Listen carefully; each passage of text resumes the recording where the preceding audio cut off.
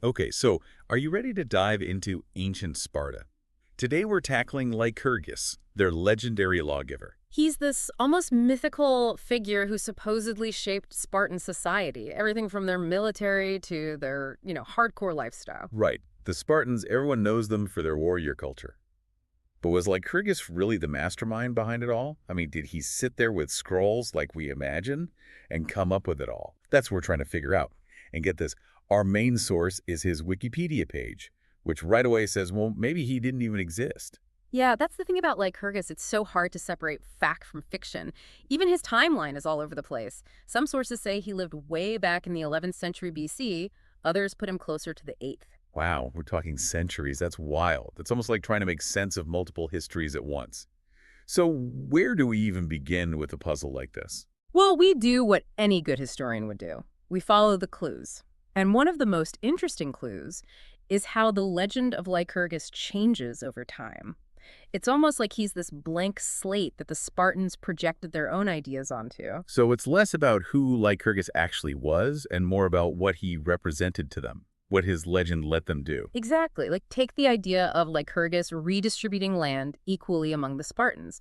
This idea just happens to pop up later when Spartan rulers are, surprise, surprise, trying to push through their own land reforms. Ah, so they use Lycurgus to make it seem like, hey, this is tradition. We're not changing things. We're just going back to how it's always been. Precisely. He becomes the ultimate historical justification. Yeah. And speaking of laws and reforms, we can't forget the Great Retra. It's basically the document that's supposed to lay out the Spartan way of life. But I'm guessing, knowing this deep dive, that even the Great Retra has its own mysteries. Oh, absolutely. Just like Lycurgus himself, it's shrouded in uncertainty.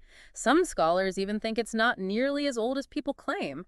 Maybe it was written much later to make existing Spartan institutions seem more legit. Now, that's a historical plot twist. Yeah. But regardless of when it was written or by who, what did this Great Retra actually say? Well, according to tradition, it set up the Gerousia, the Council of Elders meant to offer guidance. Then you've got the ephors, who acted as magistrates and held a good deal of power. And of course, it heavily shaped how their military was organized. And we can't forget about those communal dining halls, the Caeciliusinhorto. Can you imagine having to eat the same meal with the same people every night? It really makes you wonder about the dinner conversations, but it does show how deeply intertwined every aspect of Spartan life was. From their political systems to what they ate, it was all connected. Yeah, talk about a no days off attitude. But let's get back to Lycurgus. Did he really have a hand in shaping all of this? That is the million-dollar question, isn't it? It's so interesting because even the ancient sources can't agree. For example, Herodotus tells two completely different origin stories for Lycurgus's laws. One says he got them straight from the Oracle of Delphi, divine inspiration and all that. The other claims he picked up these ideas from Crete, just borrowed and adapted them. It's like ancient historians had to choose their own adventure. So, which is it? Divine inspiration or clever plagiarism? Well, that's where things get tricky. There are some clear similarities between Spartan and Cretan institutions. They were both Dorian, so that makes sense. But to say Lycurgus just copied everything from Crete, that feels too simple, too neat. So, keeping in mind that these might not all be his ideas, let's look at what Lycurgus supposedly did. The communal meals, the iron currency, the military focus, it all seems designed to create the ultimate warrior society. That's one way to look at it. But it's important to remember that even the Spartan military, as strict as it was, changed over time. Like when they included the perioikoi, like basically free non-citizens who were really important to Sparta's economy, into their military structure. That seems to have happened later, showing they were capable of adapting. It's like they were always tweaking the formula to stay ahead of the game and survive. But stepping back from the specifics, one thing's for sure. Lycurgus's legacy, whether he was real or not, he's huge. Absolutely massive. His name pops up throughout history, from Plato to Plutarch. Some people see him as the architect of Spartan greatness.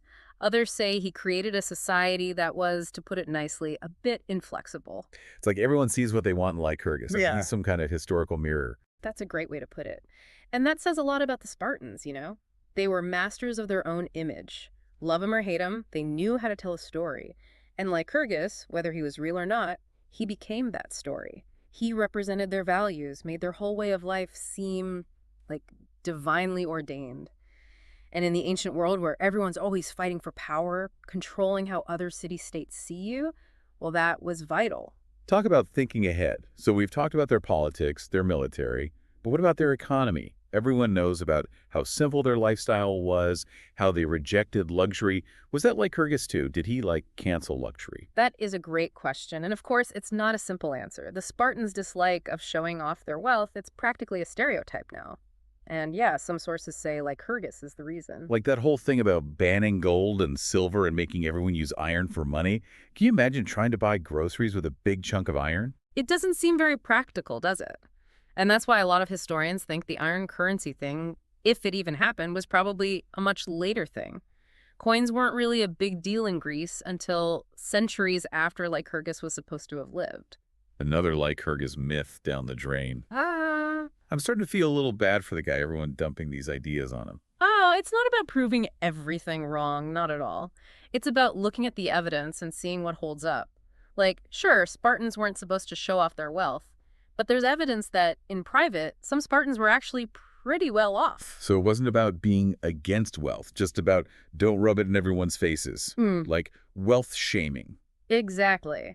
And that makes sense when you consider how Spartan society worked. Remember the Spartiates, the actual citizens, they weren't supposed to work. Their job was basically to train for war and run the government. Which meant somebody had to, keep things running. And that's where the Helots come in. They were the ones stuck doing the work, the ones who kept the whole system going. Exactly. And this is where things get really interesting, economically speaking. Those syssitia, those communal meals. To participate, each citizen had to contribute a certain amount of food and resources. Like a Spartan subscription service. But what if you couldn't pay your dues? Well, that's the thing. If you couldn't contribute, you could lose your citizenship. And that meant losing your status, your land, basically everything. It meant they had to at least look like they were all economically equal. That changes how you see all those stories about Spartan simplicity, doesn't it? It's Yeah. not just about being frugal, it's about control. Absolutely. And all of this ties into another fascinating thing about Spartan society that's often attributed to Lycurgus, the agoge. The agoge. Yeah. Spartan warrior boot camp. They took boys away from their families at 7 years old. Yeah. 7 years old. To turn them into soldiers. It wasn't just physical training, though. Imagine being taken from your family at 7, put through that system. The agoge was about making them Spartans. Disciplined, obedient, and totally dedicated to the state. It shaped how they saw the world from childhood. It's fascinating and, I gotta say, kind of disturbing all at the same time.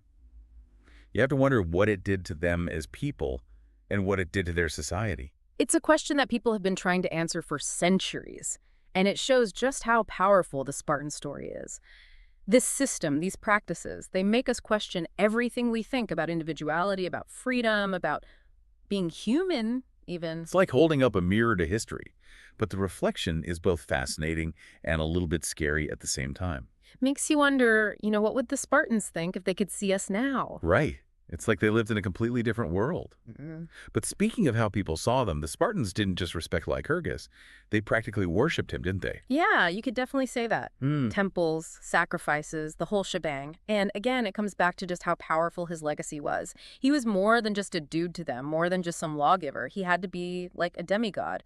Proof that their whole system came from the gods themselves. I can almost imagine their Lycurgus festivals, chariot races, maybe even like a play where they act out him getting the laws from the oracle. Knowing the Spartans, I wouldn't be surprised, but all kidding aside, this reverence for Lycurgus went way beyond Sparta. Even centuries later, people like Plato and Plutarch were still thinking about him, debating his ideas. Shows you how powerful a good story can be. You don't have to be some big historical figure to have a lasting impact. Sometimes all it takes is the right story at the right time. Definitely. And Lycurgus' story, stories, I guess, they still fascinate us today. They make us rethink how we see history, what leadership means, even how society should be structured. It reminds us that history isn't just dates and names in some boring textbook. It's about ideas and how they change and how they shape our world. And how those ideas are used by the people in charge, right? Remember how they used Lycurgus to justify their reforms later on? It shows that history is about the people telling the story just as much as the story itself. So after all this, after diving into the mystery that is Lycurgus, what do you think? Was he a real person? Or a bunch of different influences mashed together? Or just a myth, a story? That's what's so great about it. We might never know for sure, but one thing's certain. The Spartans were amazing storytellers, and in their story, Lycurgus, whether he was real or not, is a huge part of it. He represents everything about them. Their values, their contradictions, what they achieved. He's a historical mystery wrapped in a riddle wearing like a really plain toga. Well, this has been quite a deep dive. I'm suddenly in the mood to go for a jog and think about how awesome simplicity is. Like always, it's more about asking the right questions than finding the easy answers.